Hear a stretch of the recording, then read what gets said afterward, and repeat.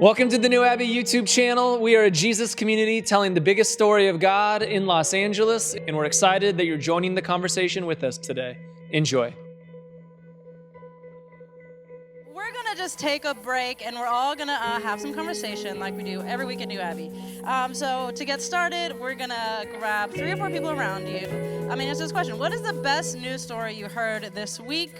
If you didn't hear any good news, just go off of what someone said during good news, or make it up, or what you would have liked to hear in the news. And we will be back in 5 minutes. Enjoy.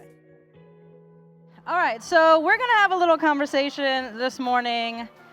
I'm going to work some jokes in, I promise. I'm having a weird morning. I got stung by a bee this morning. That's not a joke. This is not a stand-up set. I literally got stung by a bee this morning, which makes me feel like, who does that anymore? Like, who... It felt like outdated. I get still stung by a bee. And my wife was like, "You're not allergic, are you?" And then I was like, "I don't think so." And so then I took my inhaler, and now if you're like, "Is she shaking?" I am. Which reminds me of, this is also not a joke, this is a true story. I was an RD at Pepperdine, which is just so you're barely an adult, and you're in charge of barely adults is the name of that game. And we would get medical calls, so if a medical emergency happened to a student, we would arrive on scene before the paramedics, which just felt like I was grossly underprepared for that. And at one of the calls, I walk in, and this kid, he's bright red, his heart is racing, he's sitting in this chair, and I'm like, "Oh my gosh, are you okay?" He's like, "Yeah, I was eating cereal, and my throat started to close, so I got myself my EpiPen." I was like, "Okay," and he's like, but then I went, and I realized I just had something stuck in my throat. And I was like, "Oh my God." So now he's running on all kinds of adrenaline, and I kind of feel like that this morning. Okay, so with that, we find ourselves in the book of Exodus. Make us gods who will go before. Is this how it starts? It felt so cryptic, make us gods who will go. Am I supposed to decipher that? Okay. If you are following along in your Bible, which only Frankie would be, and he's walking, so no one is. But this is chapter 32. And it goes like this. When the people saw that Moses was so long in coming down from the mountain, they gathered around Aaron and said, "Come, make us gods who will go before us." Oh, there it is. That was an Easter egg. I like it. "Come, make us gods who will go before us. As for this fellow Moses who brought us out of Egypt, we don't even know what's happened to him." Okay, drama. Aaron answered them, "Take off the gold earrings that your wives, your sons, and your daughters are wearing. You can keep yours, apparently.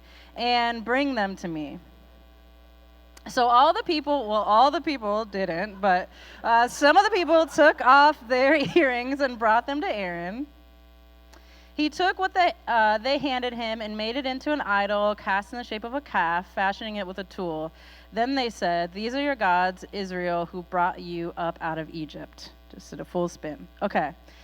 So we have heard this story before. Who's heard this story before? Yes, okay. And in hearing the story, I heard it a lot in youth group and at church, and it usually went something like this. God did all these amazing things for the Israelites, but they're so bad, and they're so sinful, and they're so quick to forget that they try to make a new God. They're the worst. You shouldn't have an idol. But what is your idol? Write it down on this paper, and then we're going to burn it in a fire later at the end of camp, is how I heard that story. But in reading it, as we're going through the book of Exodus, I just found so much new life in it, and I want to talk about it in a different way today. And I want to talk about it in the realistic way of knowing what it feels like when change is taking too long to come, right? Knowing what it feels like when you go from Egypt to a seemingly promised land, kind of to another Egypt, right? So I think about it in the context of my life. Probably the biggest Egypt I have ever been in, and the hardest season for me to go through, was when I was a pastor at a church, and I met a girl, and I realized I was gay, and she also worked at the church, and there's lots of layers there. It wasn't this kind of church, in case you're wondering. And we weren't out to ourselves or anyone else. And so I just had to go on this huge path of self-discovery, so much therapy, so many hard conversations, and just so on and so on and so on. And I kept saying to myself, like, if we can figure this out, if I can make it through this, like, I'm gonna marry this girl. Like, that is what was at the end, that was the promised land in my mind. And so we go through years, literally, of trying to figure this out, and we, left the church, we come out, we do all these things, and then finally the time came where I was like, I'm gonna take her up to this mountain in Yosemite, and I'm gonna propose to her. Right? I think we have a picture. This is just for fun. Okay, two girls kissing in church. It's getting scandalous. So the day comes, we go up to this beautiful thing. I'm afraid of heights, so I don't know why that was the plan, but we did it, and I was breathing so hard, and we get engaged, and then we don't have service, which felt perfect, and we just drive down the mountain, and then we get back to LA where our friends are throwing us a surprise engagement party, and it was one of the most magical days of my life, and it felt like I fully have made it out of Egypt, and I've made it to the promised land. This was the thing that I was looking forward to the whole time. And that happened on November 5th, 2016. Now, if you're tracking, November 6th, 2016, the next day was a presidential election. So I made it out of Egypt, I made it to the promised land, and the next day, I was in a different kind of Egypt. So I know the feeling of what it feels like to feel oppressed, to feel oppression in something, to finally make it out of something, to have a day of celebration, to have a moment of, oh my gosh, reprieve, oh my gosh, we made it, only to find another hard thing right in front of you. And what do? You reach for anything, because you're saying, what can help me? This is taking you. I didn't sign up to leave Egypt just to go to a promised land for a second, just to go to another kind of Egypt, right? But that is the cycle of so many of our lives. We know this to be true. We feel oppressed in something. We get just a glimpse of hope, and then boom, right? Some of you may be feeling it now. I think politically, a lot of us are feeling that. We were like, oh no, yay, oh no, oh yeah, oh no, right? That's how the whole thing has felt like. The whole past however many years, right? And so we have to find a way to be a part of the change without reaching for something that probably is not going to help us. But I understand the need to want to reach for something that makes more sense, because if there was another way, if I could just melt down some gold, if I could make this idol, if I could get another god, if I could do something, then maybe the change would come and it would stick and it would stay forever, right? So I want to talk about three things today that help me understand contextually my role in this situation that I find myself in, that maybe you find yourself in. Change is taking far too long for me right now, right? So the first thing is remembering. So one of my favorite days growing up was always New Year's Day, because it was attached to one of my favorite memories. So every New Year's Day, my mom was a big journal keeper. She journaled, and one of the things she would always keep was a miracle journal. She would call it her miracle journal, and anytime a miracle happened to me or any of my siblings, anyone in our family, she would write it down. And then on New Year's Day, we would all sit around a big, we would eat pozole, and then she would go through and she would read all of the miracles from that year. And every year, without fail, it would be full. And I would think to myself, I don't know, 2014, 2015, I was like, it's going to be dust in there, right? I did not have a miraculous year. I did not have what felt like a miraculous year most years, right? And then she would go through this journal, and she would read pages all three of my children got on airplanes this week, and they safely took off and landed. And you're like, okay, cute. That is a miracle. You're right.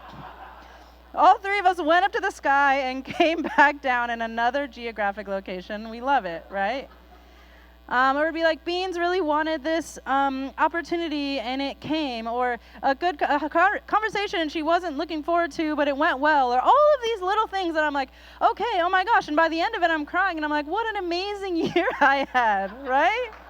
That was an incredible year full of miracle after miracle after miracle, because someone was taking the time to remember them.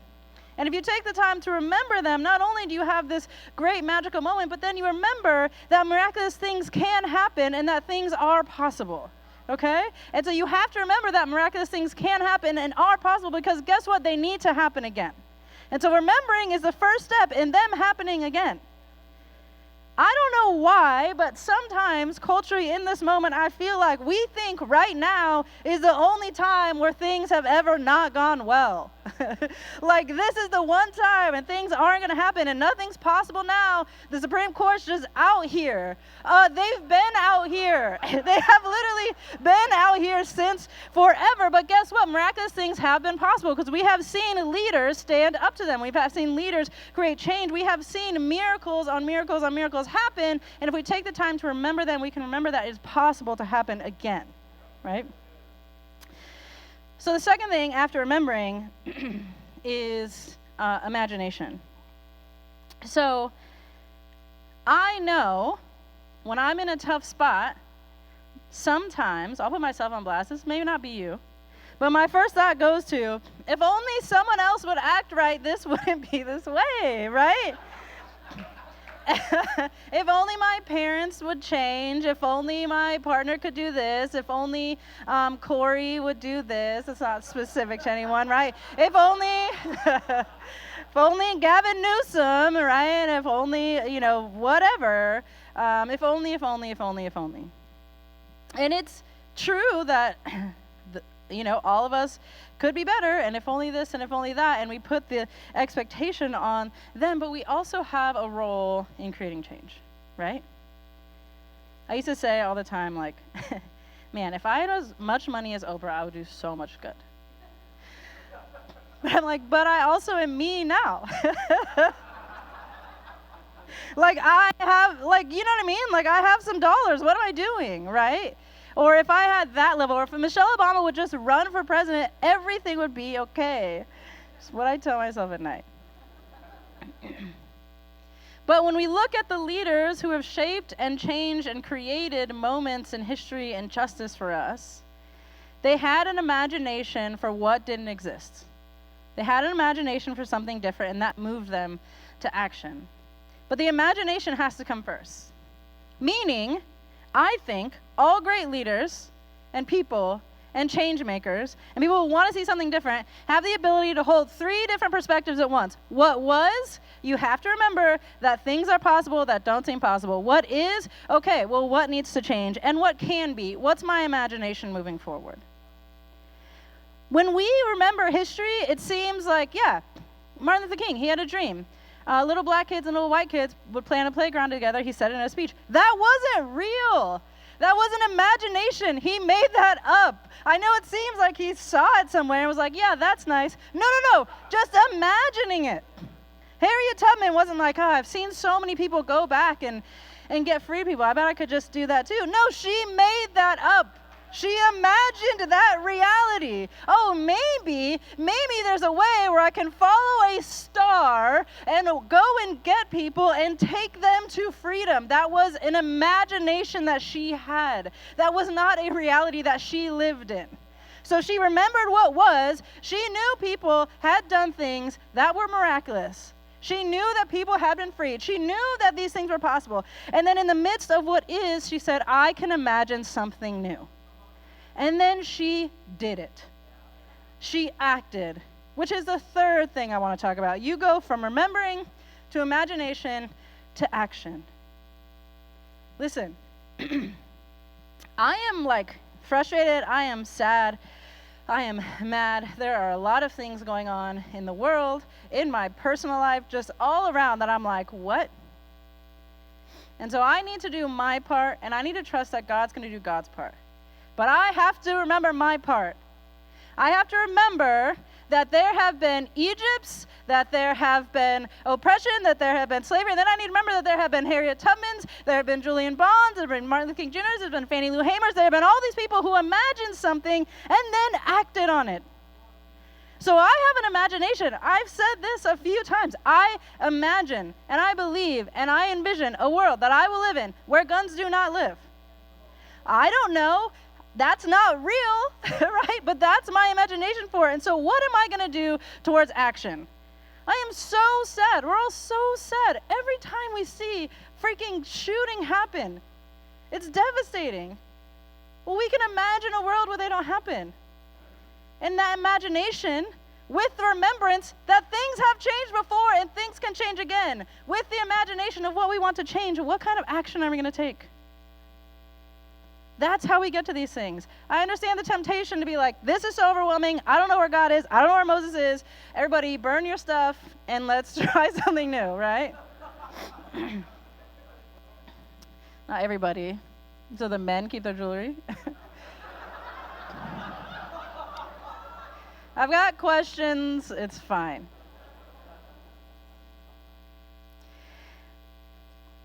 But listen, I think I've just had so many conversations that do not feel hopeful.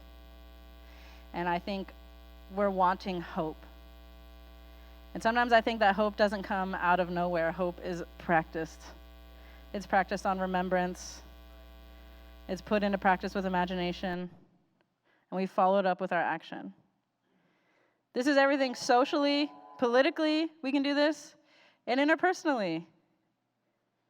In relationships, you remember who this person is, what you've been through together, what they've done. You imagine the relationship that you want to have with them, and then what kind of action does that require you take? If you sit in what is right now and only what is right now, there is no hope. I'm with you on that. You sit exclusively on Twitter, it's a wrap. I agree. But if we can remember, if we can imagine, and if we can act, I think we'll see change. It sucks. I get it. It sucks to go from Egypt to Promised Land to Egypt. I'm like ping pong, and I'm like, dang, what is it? Is it good or bad? Dang. But we have an opportunity to say, no, not if when this person comes down, not if this gold calf, not if that, not if Michelle Obama would just.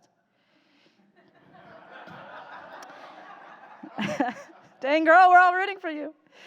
But what's my role, right? And how can I make that a reality? All right, so you're going to grab those same 3 or 4 people, talk about this question. Where in your life do you need some new imagination?